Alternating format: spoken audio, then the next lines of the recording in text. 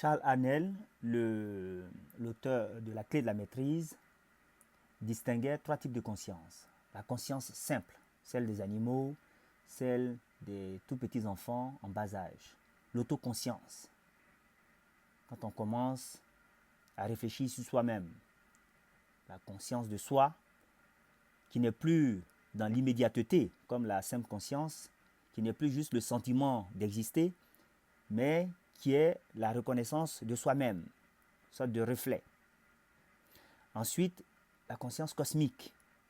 Là, maintenant, on est au-delà du temps et de l'espace. Lorsqu'on regarde un enfant, l'évolution d'un enfant, on voit qu'il y a un moment où il arrive à se reconnaître dans le miroir. C'est ce qu'on observe quand on a des enfants. C'est aussi ce que nous dit la psychologie. Et il y a un moment aussi où l'enfant commence à se vêtir, en tout cas à ressentir le besoin de se vêtir, puisque avant, jusqu'à un certain âge, il peut se balader nu, ça ne le gêne pas. Voilà.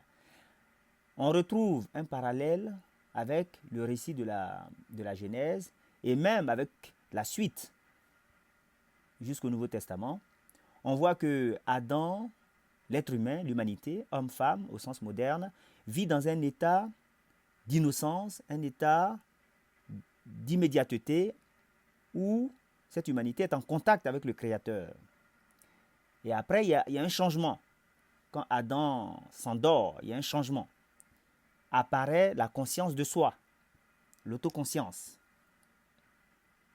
Et la honte de la nudité. On change de niveau de conscience. Et dans le Nouveau Testament, avec le Christ, apparaît une nouvelle conscience, plus haute, ce que j'appelle la conscience christique. L'humanité acquiert une sorte de conscience cosmique qui ressemble, d'un certain point de vue, à la première conscience, où l'humanité est en contact avec le Créateur. Avec la conscience christique, l'humanité est de nouveau en contact direct avec le Créateur, cependant à un degré supérieur.